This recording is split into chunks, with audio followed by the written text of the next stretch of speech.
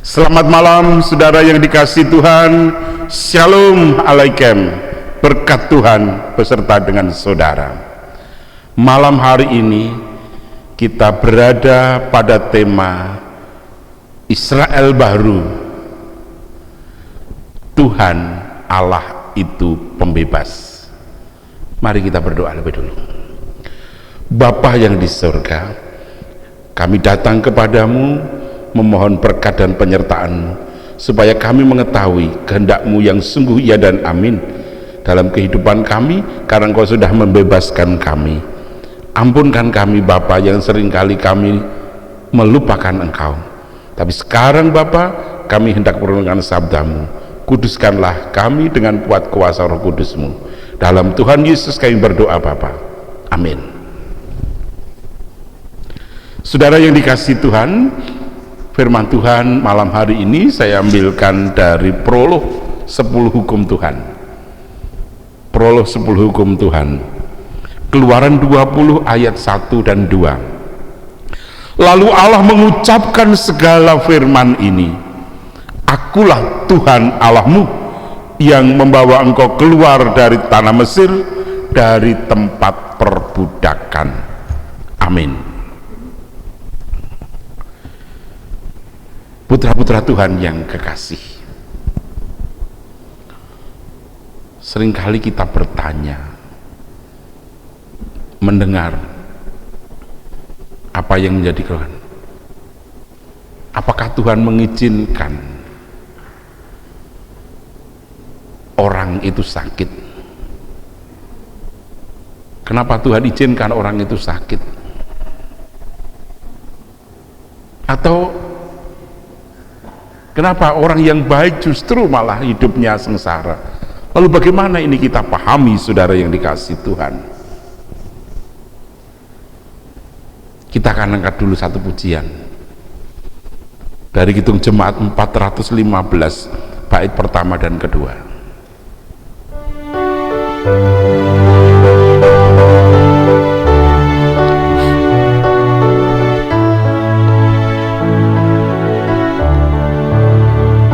Gembala boy bersuling nan merdu, membimbing aku pada air tenang dan membaringkan aku berteduh di padang rumput hijau berkenan.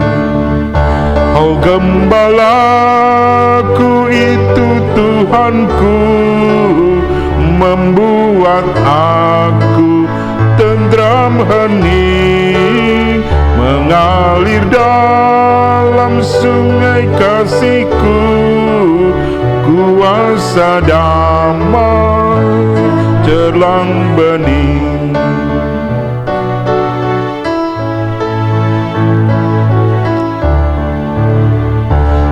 Pada domba haus dan lesu, gembala baik memberikan air segar.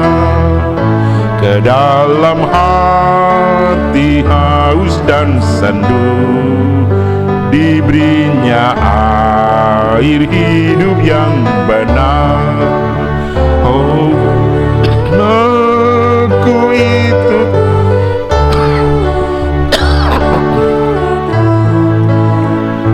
tentram hening, mengalir dalam sungai kasih-Ku, kuasa damai.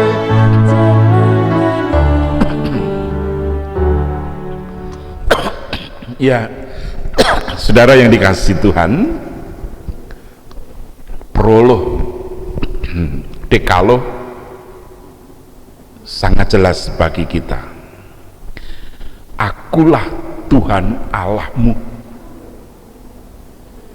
yang membawa engkau keluar dari Mesir, dari tempat perbudakan.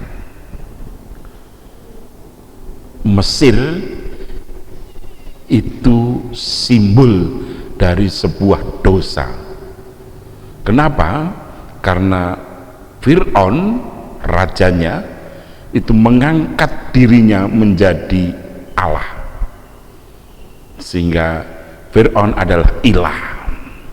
Dan karena itulah maka orang yang menyembah Fir'aun berarti dia menyembah ilah lain. Dan seringkali Mesir juga melakukan tekanan, memperbudak umat Allah, dan itu simbol bahwa dosa memperbudak umat manusia. Ketika manusia itu menjerit, maka Tuhan mendengar, dan ketika Tuhan mendengar ceritanya, akhirnya Tuhan melepaskan Israel. Lalu Allah mengucapkan segala firman ini, akulah Tuhan Allahmu yang telah membawa engkau keluar dari Mesir, dari tempat perbudakan, dosa. Demikian juga hari ini, kita ini yang menjadi Israel yang baru. Dulu kita diperbudak oleh dosa, kita lebih senang menyembah ilah-ilah, tetapi hari ini akulah Tuhan Allahmu, Tuhan Yesus yang telah membebaskan engkau, yang telah menebus engkau dari lubang kubur, dan yang memahkotai engkau dengan kasih setia yang luar biasa. Kitalah Israel yang baru, yang dibebaskan Tuhan Yesus, yang ditebus oleh Tuhan Yesus. Dan karena itulah kita meyakini bahwa Tuhan Yesus, Tuhan kita itu pembebas. Apakah hanya pembebas dari dosa? Tidak. Pembebas dari kesengsaraan, pembebas dari ketakutan, pembebas dari kekhawatiran, dan segala hal yang berkecamuk dalam hati kita. Saudara-saudara, seringkali kita ini sudah nyaman dengan apa yang ada pada kita, sehingga kita ogah untuk berubah. Sudah nikmat, penak ngene apa meneh gitu kan. Padahal Tuhan mengendaki kita untuk senantiasa berubah. Supaya apa? Supaya kehadiran kita, hidup kita itu bisa menjawab tantangan zaman. Seperti sekarang ini, ketika kita 1 tahun lebih melakukan ibadah daring, nampaknya kita sudah nyaman dengan berdaring, sehingga ketika kita buka untuk ibadah tatap muka, ternyata yang tadinya kepingin,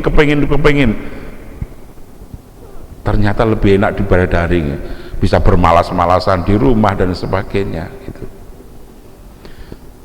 Tapi nampaknya Tuhan punya rencana yang lain juga ketika kita harus ibadah daring lagi.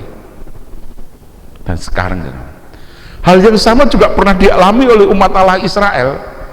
Ketika umat Allah sudah menikmati kenyamanan hidup di Mesir karena Yusuf berkuasa, maka sudah lupa akan tanah terjanji.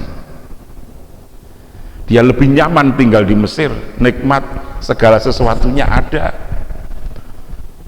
tanahnya subur, cukup dengan air. Padahal Tuhan punya rencana, kamu harus menempati tanah yang telah kujanjikan kepada nenek moyangmu Abraham, Ishak dan Yakub. Kamu nggak boleh itu nyaman di Mesir kayak begitu, nyaman dalam dosa, itu nggak boleh, harus balik. Maka Tuhan kemudian menekan Israel, menjadikan Israel budak di Mesir. Melalui Mesir Tuhan menekan dia, baru sadar. Dan maka ketika ia berseru, Allah membebaskan di situ. Nah, saudara yang dikasih Tuhan, bagaimana dengan kita? Saya ingin mengajak saudara memahami ayat ini sederhana aja. Yang pertama,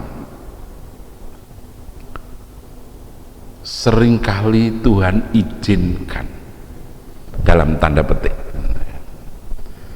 Tuhan izinkan dalam petik, bahwa kita mengalami penderitaan, kita mengalami sakit,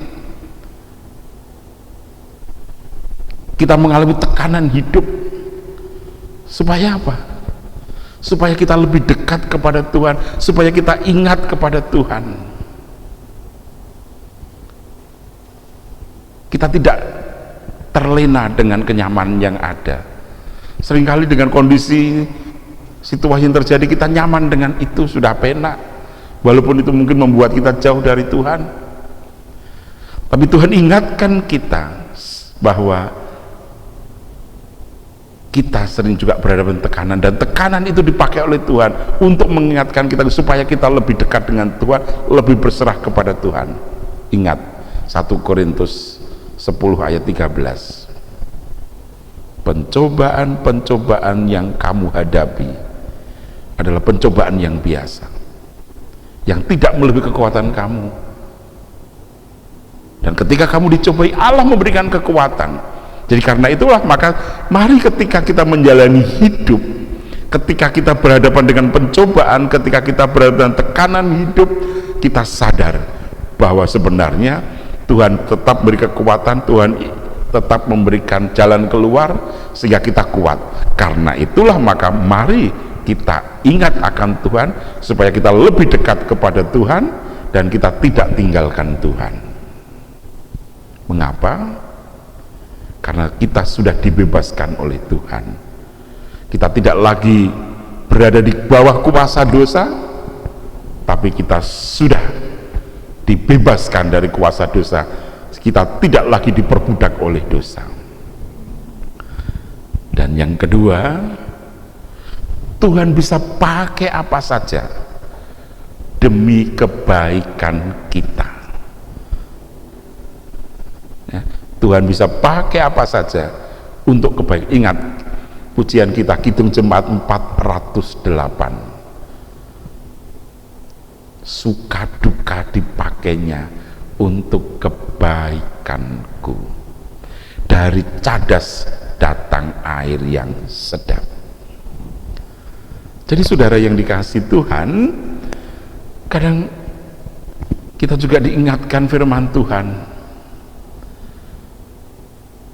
melalui surat Roma pasal yang ke-8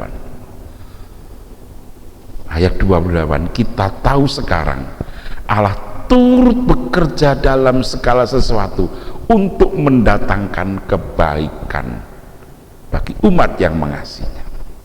Karena itulah saudara, kita dipanggil Tuhan untuk mengasihi Tuhan, dan Tuhan bisa bekerja dengan apa saja dalam segala hal. Dan Tuhan bisa membelokkan rancangan yang sejata pun menjadi berkat bagi kita.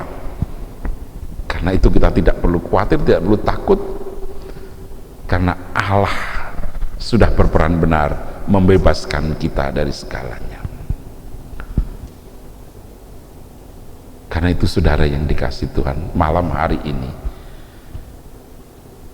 kita diingatkan, kalau tadi pagi kita sudah berbicara bahwa Allah penjaga kita.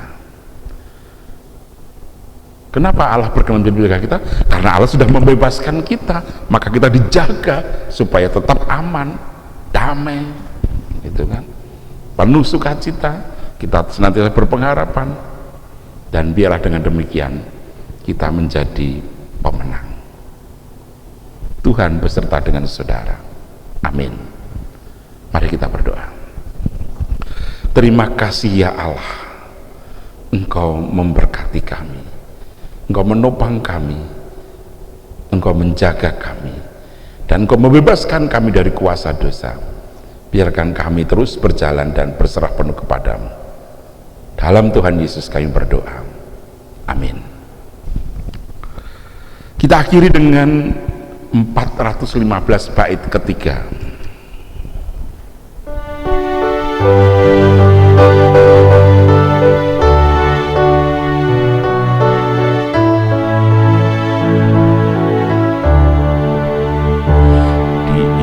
Jalanmu gelap sekalipun, ku tidak takut pada seteru, sebab gembala adalah teman dan juru selamat bagi diriku. Oh gembalaku itu Tuhanku, membuat aku tentram hening, mengalir dalam sungai kasih-Ku, kuasa damai cerlang bening. Kasih setia Tuhan Yesus Kristus dan kasih Allah Bapa serta tuntunan Roh Kudus menyertai saudara senantiasa. Amin. Terima kasih. Sampai ketemu besok malam dalam persekutuan doa Rabu malam.